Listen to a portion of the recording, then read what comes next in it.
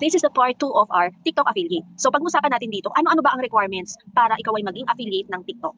Kailangan nga ba 1,000 followers bago ka magkaroon ng yellow basket? Ayan. At ano nga ba itong yellow basket na to? So pag-usapan natin for today's video. So ito, paano nga ba magiging TikTok affiliate? So unang-una, hindi kasi nakalagay dito, pero you need to have at least 600 followers para ikaw ay magkaroon ng yellow basket. And then, of course, kapag meron ka ng yellow basket, doon ka na magsisimulang gumawa ng mga contents mo. And then, of course, kung lalagyan mo ng yellow basket para ikaw ay magkaroon ng tinitinda ba, ayan. So, kailangan mong humingi ng permission. You'll need to gain permission from the brand or seller to market their products. Actually, minsan, kahit hindi na kailangan, okay, pero mas maganda pa rin syempre kung meron permission. Pero minsan kasi ad showcase ka na lang. Makikita mo yun doon sa iyong TikTok app. Halimbawa, nag-click ka ng isang product, makikita mo sa baba, pag in-scroll mo siya, meron siyang feature ng ad showcase. So, once nilagay mo siya ng ad showcase, mapupunta na yung product na yon doon sa iyong TikTok shop. So, meron ka ng sariling shop. Tapos, ito, add contact information. Kailangan, you need to provide yung contact information. Saan to ilalagay? So, personal settings mo lang naman ito. And then, yun nga, ito yung sinasabi ko, add products to your showcase. Yun, yung showcase, ayun yung parang pinaka-shop mo. Hindi mo siya on hand yung mga items, pero ayun yung mga pinopromote mo, yun yung mga gusto mong ibenta through your TikTok shop.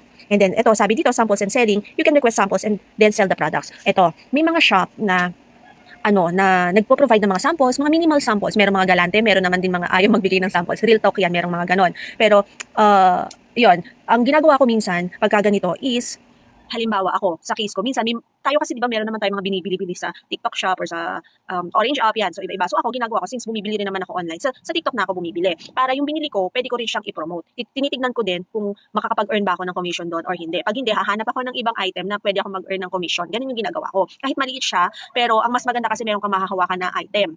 Para yun yung bibidyohan mo, yun yung gagawin mong content. Kasi kung wala kang magagawang content, wala kang hawak na product, mahihirapan kang gumawa ng content kasi bawal na bawal din na mag-grab ka ng content from other content creators or other affiliates. So, bawal yun. Gagawa ko na another video, sasabihin ko sa inyo yung mga bawal para at least maiwasan nyo rin as affiliate kasi kailangan pinag-aaralan din natin itong pinapasok natin. So, yun lamang for today's video. Sana mapaghandaan nyo kung kayo ay willing mag-affiliate sa TikTok. Yun lamang, 600 followers, set up nyo yung showcase nyo, pagandahin yung showcase nyo, tapos gawa kayo ng content, mag-request kayo sa mga sellers. Yan, you can do request. Minsan, ito, kapag medyo marami ka ng views yung mga products mo, may certain niche ka na, mga ganyan na, halimbawa pet o kaya mga beauty products, kung saan ka nag-excel yung mga products mo, minsan sila na lumalapit sa'yo, sila na nagre-request or nagme-message sa'yo na, ay, pwede ba kitang padala ng product, tapos para maging affiliate ka, ganyan-ganyan. So, which is a good thing kung gano'n. Pero kung baguhan ka pa lang, most of the time ikaw ang mag-request. Pero, isang tip ko sa inyo, kasi para ma-approve ka, kailangan mo ayusin yung iyong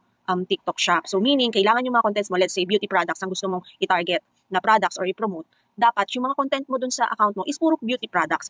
Kesyo regardless sariling bili mo na item, kinukonsume mo, pwedeng may yellow basket, pwedeng walang yellow basket, as long as yung mga contents mo is related sa beauty products, kung yun ang gusto mong i-target na products. Kasi dun sila magbe-base yung mga business owners, yung mga shop, dun sa mga contents mo. Ngayon, kung makita nila, nag-apply ka for beauty products, ang nakita nila is puro mga home essentials, so parang medyo taliwas yun. So hindi ka ma-approve. Yun yung ibig kong sabihin. So, yun lamang, sana may natutunan kayo for today's video. At kung nagustuhan yung video natin for today, kindly click the like button lang, share nyo na rin po ang ating video, and abangan nyo yung susunod na video for another learning and earning tip.